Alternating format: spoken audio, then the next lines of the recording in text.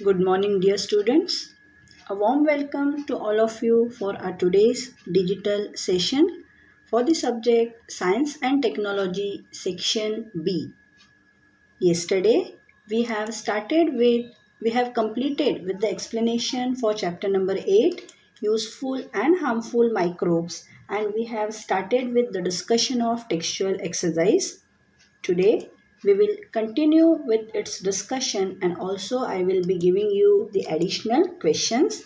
Hence, I request all of you in the beginning to sit with a textbook and a pencil in your hands for marking the answers or writing down the points. Before we start with the discussion, let us just have a glance. Let us just revise question number 1. Complete the statements which we have discussed yesterday. Let us quickly go through it. Complete the statements using the proper option from those given below. Explain the statements. The options are mycotoxins, budding, rhizobium. First one, yeast reproduces asexually by dash method. It is budding. And the explanation was yeast cell develops small round bodies on the parent cell which are called buds and new daughter cells develop from this buds. Next was toxins of fungal origin are called dash. Answer is mycotoxins.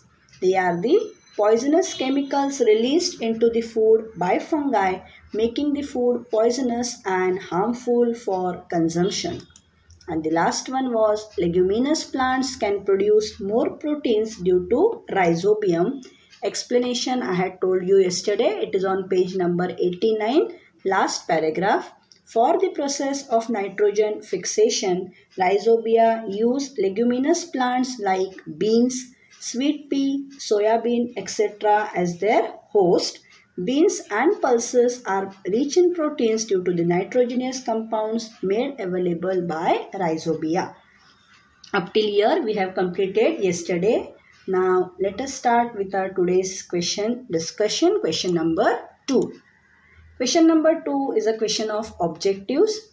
Write the names of the microbes found in the following food materials. The name of the food material is given. You have to write the name of the microbe which is found in it. The first one is yogurt. You know, yogurt consists of lactobacilli, which is a useful microbe. So in your notebooks also, you have to write the name of the food material and the name of the microbe which is found in it. If you want, you can make 2 columns. In the first column, you can write the name of the food material. In the next column, you can write the name of the microbe. Second is bread. I don't have to tell you. It is yeast which is found in the bread. Third one is root nodules of leguminous plants. The presence of rhizobium, a useful bacteria. Fourth one is idli, yeast and bacteria. You know yeast is required for fermentation. Dosa also same, yeast and bacteria. And the last one is spoiled potato curry. It is due to the presence of harmful bacteria Clostridium. I hope you have got the answers. Those who want, they can quickly write in the textbook. I will go through once again very quickly. Yogurt, lactobacilli, bread, yeast, root nodules of leguminous plants, rhizobium, idli, yeast and bacteria, dosa, yeast and bacteria, spoiled potato curry is the presence of, it is spoiled due to the presence of harmful bacteria Clostridium. Question number 3 is also a question of objectives. Identify the odd word out and say why it is the odd one. You don't just have to select the odd man. You have to give the explanation why it is odd. So let us begin with the first. Pneumonia, diphtheria, chickenpox and cholera.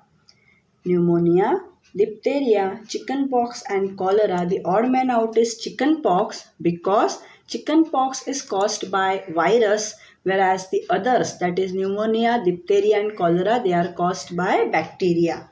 So the odd man out is chickenpox, which is caused by virus. Now where you will get this? You will get in the chart on page number 94. If you read the chart yesterday, I had told you don't learn it. but at least some important ones you have to remember. So there you will come to know chicken pox, it is due to virus, and all the pneumonia, diphtheria, they are caused by bacteria. Next one is lactobacilli, rhizobia, yeast and clostridia. Very easy. Yeast is a fungus, whereas all the other three are bacteria. Lactobacilli is a bacteria, rhizobia and clostridia also harmful bacteria, whereas yeast is a fungus. So yeast is the odd man out. Third one, root rot, rust, that is tambera, rubella and mosaic. Here the odd man out is rubella because it is a disease of human beings, whereas root rot, rust, they are the diseases of plants. Rust for tobacco, mosaic. Root rot is seen in tomatoes. So these are the diseases of plant, and rubella is a disease of human beings. With this, we complete with the discussion of question number 3. I will go through question number 3 very quickly. The odd man out for pneumonia, diphtheria, chickenpox and cholera is chickenpox caused by virus. Others are caused by bacteria. Second one, lactobacilli, rhizobia, yeast, clostridia. Yeast is the odd man out because it is a fungus. Others are bacteria. Root rot, rust, rubella, mosaic. Rubella is the odd man out because it is a disease of human beings, whereas others are the diseases of plants. Now we move towards the next question. Question number 4. Give scientific reasons. Very important question. But as I have told you yesterday that none of the answers directly you will get in the textbook. So keep your pens ready to jot down the points. I have also told you that I have made use of different social media to get the answers. You can also make use of it, and the application, the main logic from the text, from the textbook, and you can form your own answer. The first question is, foam accumulates on the surface of dal kept for a long time in summer.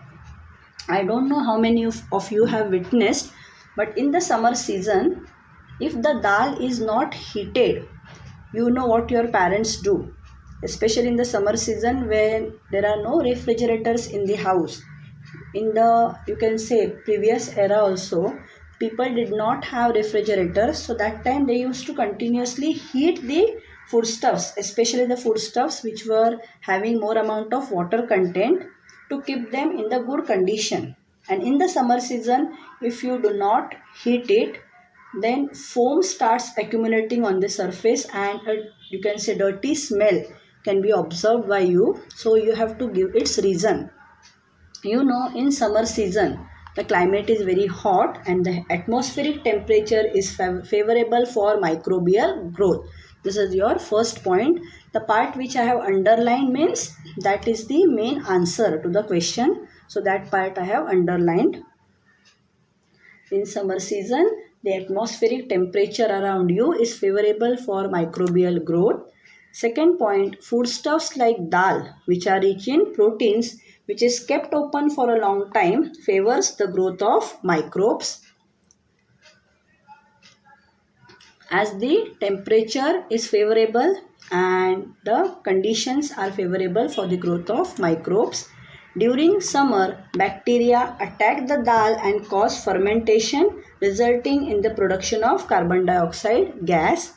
Due to the presence of moisture and the favorable heat around it, what happens? The bacteria, they attack the dal, the proteins in the dal, causing fermentation and resulting in the production of carbon dioxide gas. And due to the presence of this production of carbon dioxide gas, foam accumulates on the surface of the dal kept for a long time in summer. I hope you have understood the points. Apart from this, if you have any other point to write from your side, you are welcome to write it. I will just go through it once again. In summer, the atmospheric temperature is favorable for microbial growth.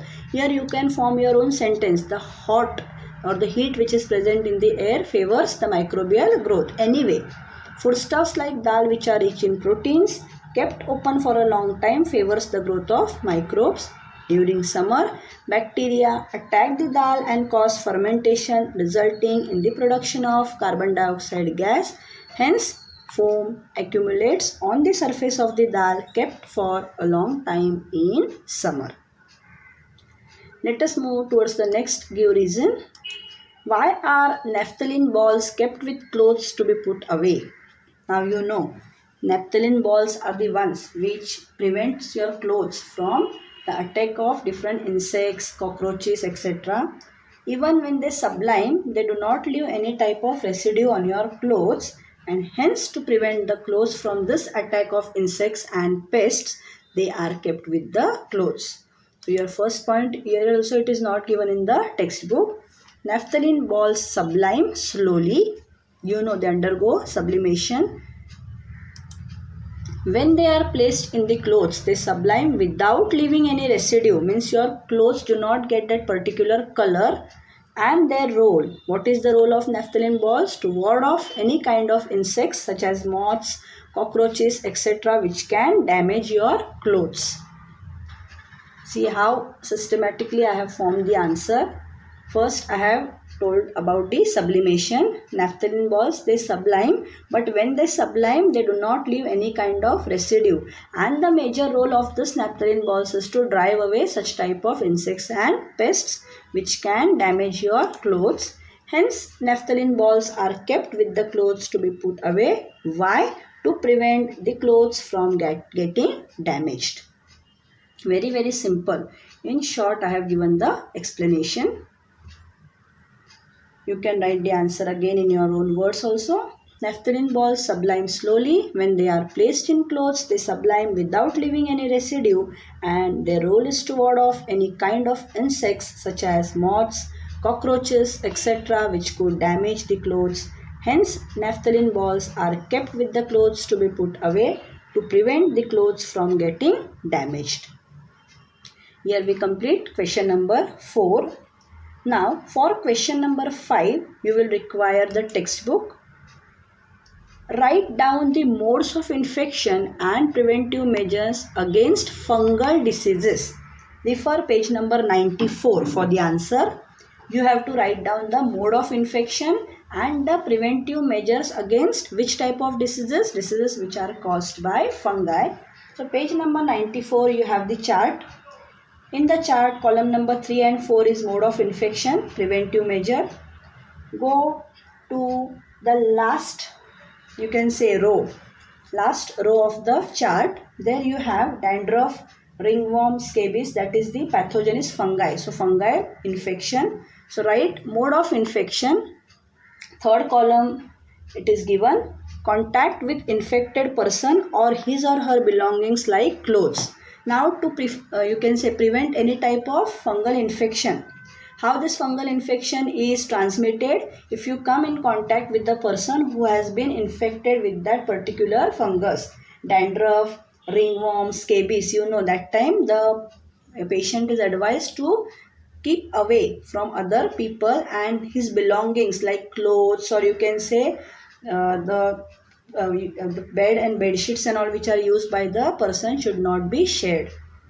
So the mode of infection they have given in the textbook. Last row, again I am telling you, chart on page number 94. Last row is the pathogen fungi. Third and fourth column is your answer. Contact with infected person or his or her belongings like clothes. And the last column you will get the preventive measure. Personal hygiene, avoiding contact with infected person. As I have told you just now, the things and all which are used by the infected person, the patient, should not be shared, and at the same time you should avoid direct contact with that infected person. This way you can prevent yourselves, or the people who are not suffering can be prevented from the fungal infection. So here question number 5 is over. Now let us move towards question number 6. Match the pairs. Match the columns. A group, B group. Now directly I have written the answers. You can match in the textbook and later on you can fare it off in your notebook. The first one is rhizobium. Answer is B, nitrogen fixation. You all know that rhizobia, they help in the process of nitrogen fixation. Second is Clostridium, food poisoning. They are the harmful bacteria which especially spoil your cooked food. Third one is penicillium, production of antibiotics. And the last one is yeast, bakery products like bread. It is used in the production of bakery products. I read once again. Rhizobium, nitrogen fixation. Clostridium, food poisoning. Penicillium, production of antibiotics. Yeast, bakery products. With this, we complete question number 6. Now let us move towards question number 7. That is, answer the following questions. Question number 7a. Which vaccines are given to infants and why? You know, infants in the small ages, they are given different vaccines. You know what is a vaccine?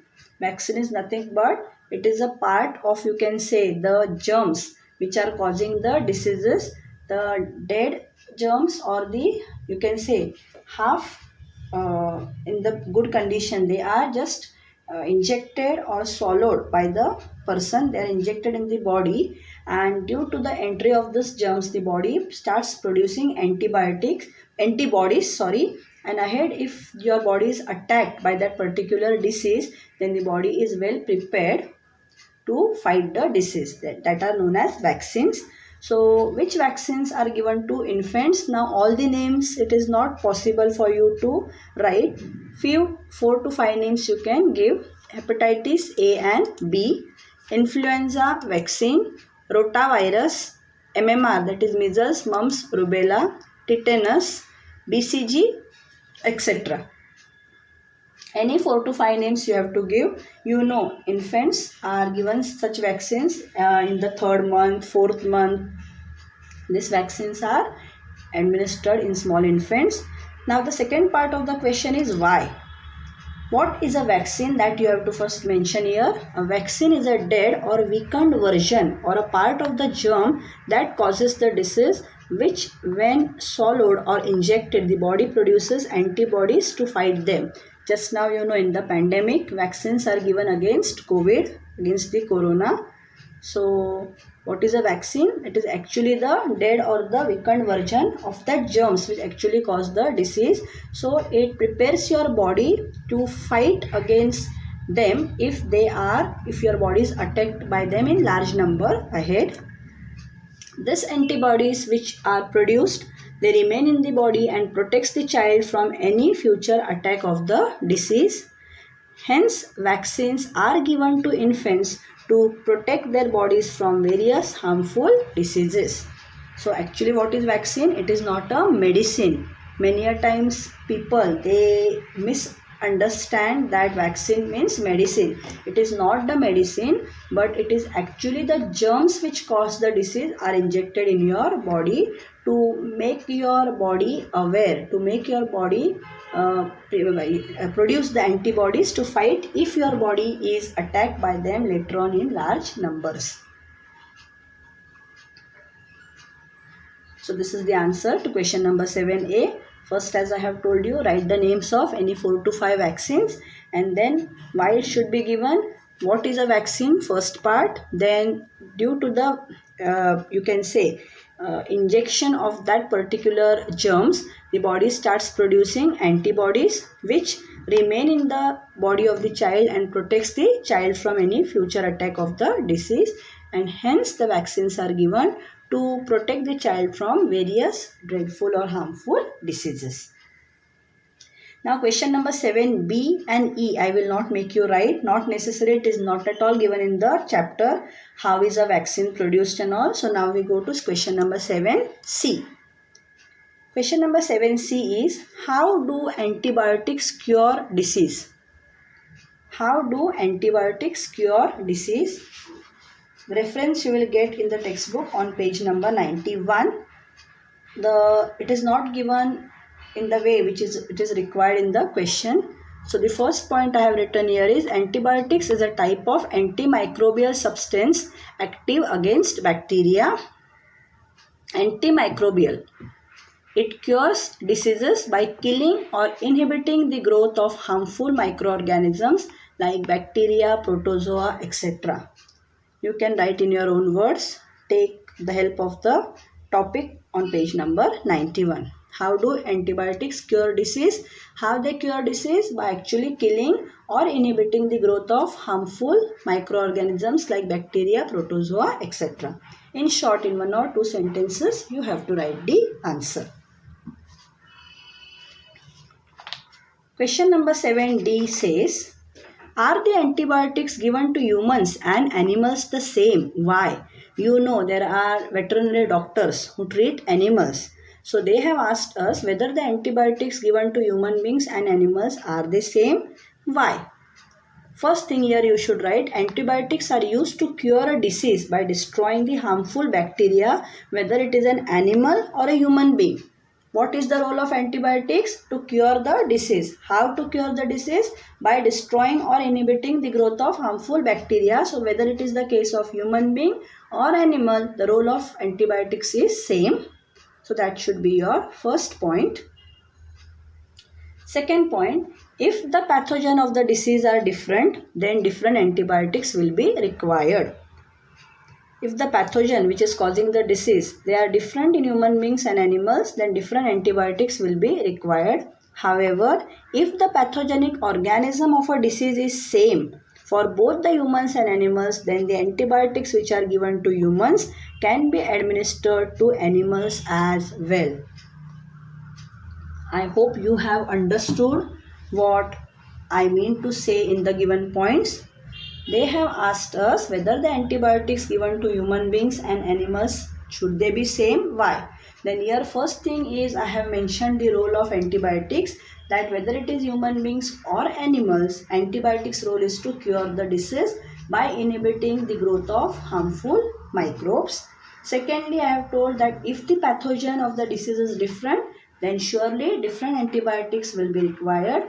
But if the pathogenic organism is the same for both humans and animals, then whatever antibiotics you are using for humans, same you can use for animals. With this, we complete with the discussion for question number 7. E, as I have told you, I have omitted. So for question number 7, you have to write 7A, 7C and 7D. Now, we move towards the next question, that is question number 8. Answer the following questions. In the textbook, it is given in brief. Do not write that in brief because very short answers they are. First one is, what are broad spectrum antibiotics? What are broad spectrum antibiotics? Page number 91. You have to refer under the heading antibiotics, second paragraph. Some antibiotics are useful against a wide variety of bacteria. They are called broad spectrum antibiotics. Clearly the answer is given in the textbook. Page number 91. Under the heading antibiotics, second paragraph, second line. Some antibiotics are useful against a wide variety of bacteria. They are called broad spectrum antibiotics. Few examples you can give in support of it. It is given in the textbook. Ampicillin, amoxicillin, etc. which will make your answer more informative. They have only asked what are broad spectrum. So no need of examples, but examples if you give, it will make your answer more informative. So there only after broad spectrum you have in the textbook examples. Any 2 or 3 examples you can give. Question number 8B. What is fermentation? Now in your chapter you have fermentation for 2 cases. One is lactobacilli and one is for yeast. So both you have to mention. For the first point, refer page number 88. Last paragraph of that page, above that 2 blocks, use your brain power and do you know, you have that blocks. Above that, the last paragraph, first line is your first point. Lactobacilli convert lactose, the sugar in the milk, into lactic acid. This process is called fermentation. They have asked what is fermentation. So whatever is given in the textbook, that we will write. For the second point, refer page number 98. Sorry, not 98, 90, page number 90. Second last paragraph, above that heading, how is bread made? Above that you have one paragraph, yeast grows and multiplies. Before that you add one line, yeast uses sugar for food, and then you can mark from the textbook, yeast grows and multiplies very quickly due to the carbon compounds in the sugar solution. In the process of obtaining nutrition, yeast cells convert the carbohydrates in the foodstuffs into alcohol and carbon dioxide, which is called fermentation. It is given in the textbook. In the same way you have to write it. First point, page number 88, last paragraph, you have as the first line, lactobacilli convert lactose, the sugar in the milk, into lactic acid. This process is called fermentation. Point number 2 onwards, mark on page number 90. Second last paragraph, add this statement, yeast uses sugar for food, then continue marking. Yeast grows and multiplies very quickly due to the carbon compounds in the sugar solution. In the process of obtaining nutrition, yeast cells convert the carbohydrates into the foodstuffs into alcohol and carbon dioxide, which is called fermentation.